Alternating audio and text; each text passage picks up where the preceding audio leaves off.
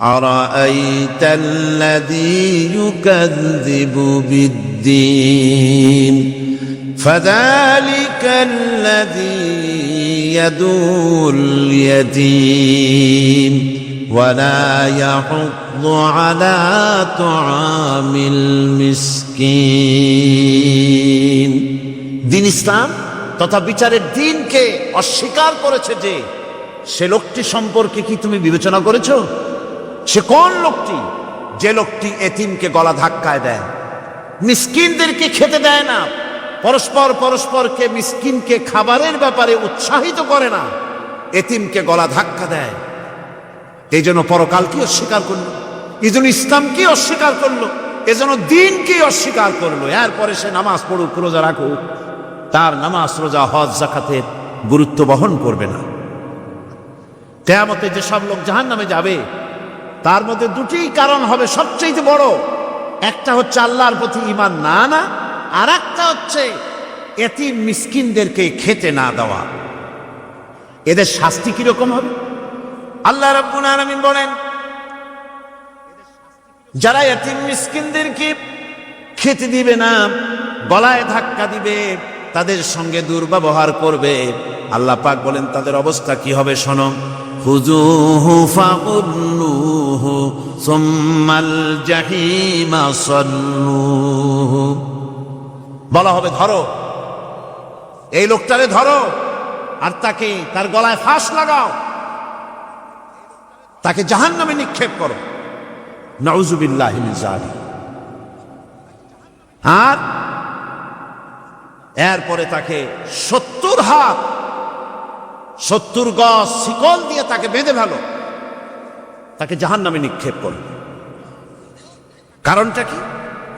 কারণ হলো ইন্নাহু কানা লা ইউমিনু বিল্লাহিল আযীম ওয়া লা ইয়াহুদ্দু আলা তুআমিল মিসকিন।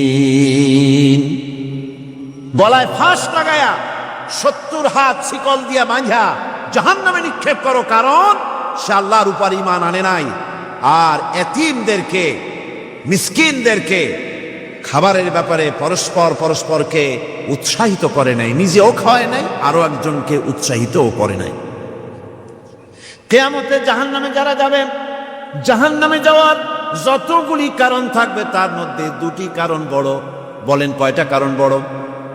আল্লাহ পাক বলতেছেন জাহান্নামীদেরকে প্রশ্ন করা হবে, ইয়াতাসাআলুনা আনিল মুজরিমিন মা সালাকাকুম ফি সাকার। জাহান্নামীদেরকে প্রশ্ন করা হবে, জাহান্নামে আসছো কেন? কি অপরাধ করে আসছো? ক্বালু লাম নাকু মিনাল মুসাল্লিন ওয়া লাম নাকু নুতঈমুল মিসকিন। তারা বলবে যে আমরা নামাজ পড়তাম না আর মিসকিনদেরকে খেতে দিতাম না। কত বড় মারাত্মক অপরাধ লক্ষ্য করুন। নামাজ না পড়া আর মিসকিনদের খেতে না দেওয়া, জাহান্নামে যাওয়ার যত কারণ তার মধ্যে শ্রেষ্ঠ দুটি কারণ হচ্ছে এই, যারা নামাজ পড়বে না, এতিম মিসকিনদেরকে খেতে দিবে না, এবং পরস্পরকে এতিম মিসকিনকে খেতে দেওয়ার ব্যাপারে উৎসাহিত করবে না, কিয়ামতে তারা জাহান্নামে যাবে। কোথায় যাবে? খোদ রাসূলে কারীম সাল্লাল্লাহু আলাইহি ওয়াসাল্লামকে লক্ষ্য করে আল্লাহ রাব্বুল আলামিন বলেন, নবীজি আপনি এতিমদের সঙ্গে সদ্ব্যবহার করবেন, এতিমদের ব্যাপারে আপনি দায়িত্ব পালন করবেন। কারণ হলো আপনিও তো এক সময় এতিম ছিলেন, এতিমের ব্যাপারে দায়িত্ব পালন করবেন। কোরআনে কারীমে রব্বুল আলামিন বলেন, আলাম ইয়াজিদকা ইয়াতীমান ফাআওয়া। ও নবী, আমি কি আপনাকে এতিম অবস্থায় পাই নাই? আর তারপরে আমি কি আপনাকে আশ্রয় প্রদান করিনি? আপনাকে আমি এতিম অবস্থায় পেয়েছি, এরপরে আপনাকে আশ্রয় দিচ্ছি। রাসূল তো এতিমদের সরদার। পৃথিবীর কোন এতিম যেন বলতে না পারে, নবীজি আমার ব্যাপারে কি বলবেন, আমি তো এতিম মানুষ, আর তিনি আমার ব্যাপারে কিভাবে আমার দরদ বুঝবেন। নবীজিকে আল্লাহ পাক কেমন এতিম বানালেন, সমস্ত দুনিয়ার এতিমদের সর্দার বানালেন। মায়ের পেটে যখন তিনি ছিলেন 6 মাসের সময় মায়ের পেটে থাকাকালীন বাপের এতিম হয়ে গেলেন। যখন প্রসব বেদনা শুরু হয়েছে মায়ের, দুনিয়ায় যখন তিনি আসবেন, হযরতে আমেনা ঘরের ভিতরে বসে তার অবস্থাটা কি? এই সন্তান পৃথিবীতে আসতে পরে যিনি সবচাইতে বেশি খুশি হবেন তিনি তো আজ দুনিয়ায় নাই। মনের ভিতরে কত কষ্ট। আল্লাহ রাব্বুল আলামিন তার হাবিবকে দুনিয়া আনলেন। রাসূলের দাদা ঘরের সামনে তাঁবুর সামনে দাঁড়ায়া তায়েফ থেকে আগত সাদিয়া গোত্রের লোকদেরকে বলতেছেন, এই ঘরের ভিতরে একটা এতিম বাচ্চা আছে, বেশি টাকা কড়ি দেওয়া যাবে না, যদি দয়া হয় নিয়ে যাও। গরিব মানুষ, এতিম মানুষ দেখে শুনে কেউ আর নিতে চায় না। সবশেষে এলেন ভাগ্যবতী মেয়ে, ভাগ্যবতী মহিলা হযরতে হালিমাতুস সাদিয়া। তিনি এসেছেন, কোনো ছেলে পেলে পায় নাই, সকলের শেষে তিনি এসেছেন। আব্দুল মুত্তালিব বলছেন, এই ঘরের মধ্যে একটা এতিম বাচ্চা আছে, দয়া হলে নিয়ে যেতে পারো। তিনি স্বামীর সঙ্গে পরামর্শ করলেন, এরপরে বললেন, যদি দেখতে অন্তত ভালো হয়, মন যদি ভালো লাগে নিয়ে যাব, একেবারে খালি হাতে ফিরে যাওয়ার চাইতে তো ভালো। হযরতে হালিমা বলেন, আমি ঘরের মধ্যে প্রবেশ করলাম, মা আমেনার কোল থেকে শিশু মুহাম্মদ সাল্লাল্লাহু আলাইহি সাল্লামকে যখন আমি কোলে নিলাম, আমি হুজুরের চেহারার দিকে নজর করে দেখলাম, আমার কাছে মনে হলো যেন পূর্ণিমার চাঁদটা আমার কোলে ধরা দিয়েছে।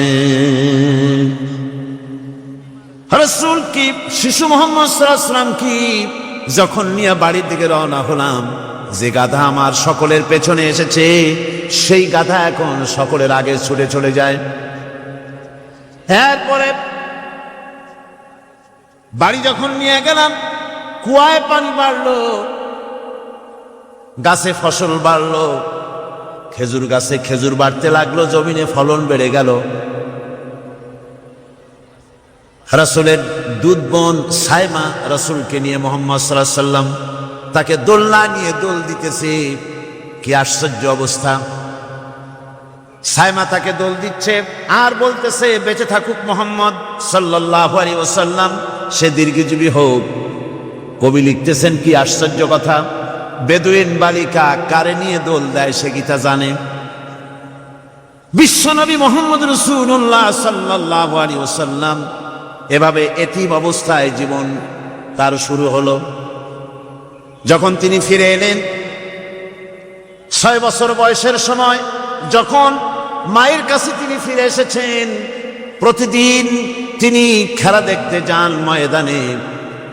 ইতিহাসের মধ্যে লেখা হয়েছে, মা প্রতিদিন সন্ধ্যার সময় তাকে ফিরে পান।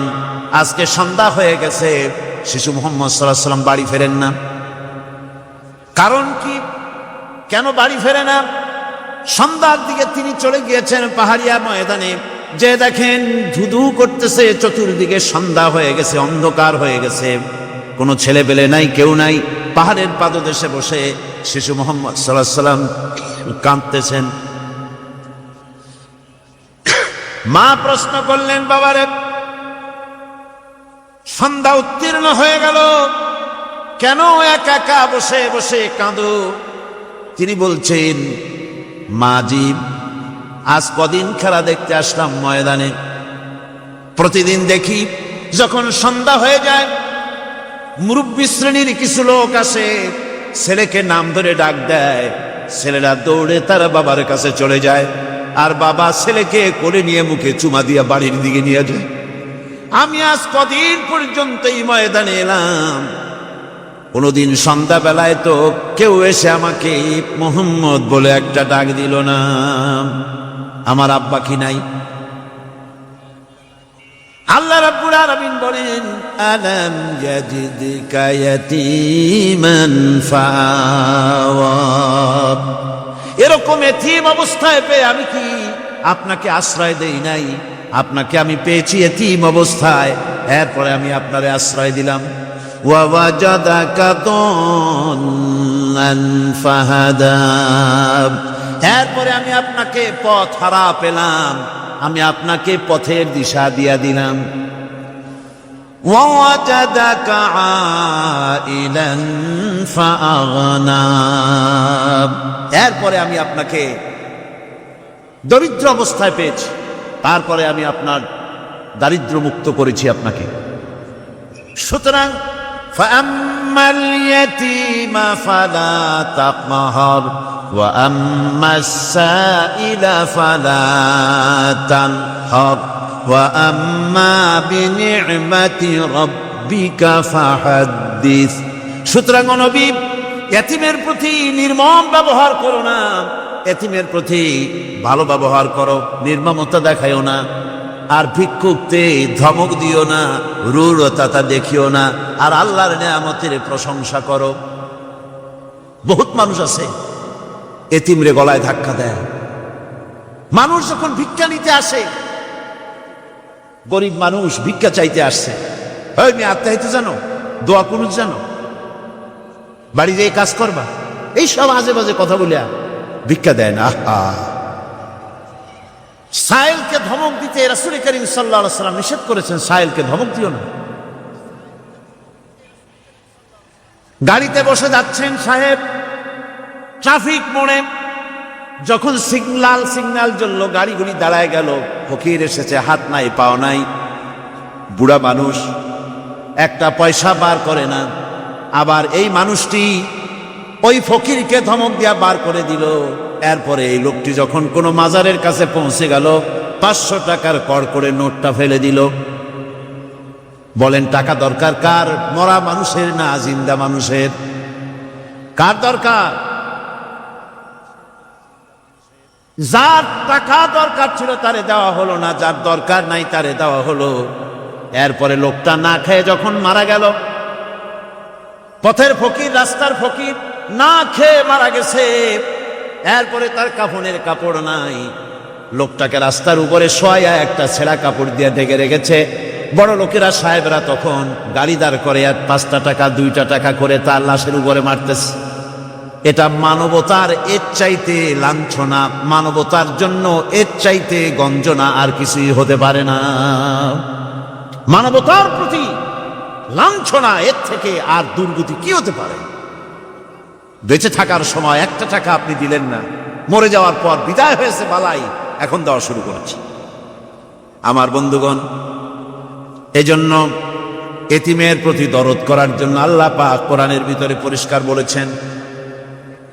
রাসূল করিম সাল্লাল্লাহু আলাইহি ওয়াসাল্লাম নিজে এতিম ছিলেন, আর এতিমের প্রতি তার এত দরদ ছিল, একবার তিনি ঈদের দিকে নামাজ পড়ার জন্য যাচ্ছেন, প্রতিমধ্যে দেখেন একটা বাচ্চা ছেলে কাঁদতেছে।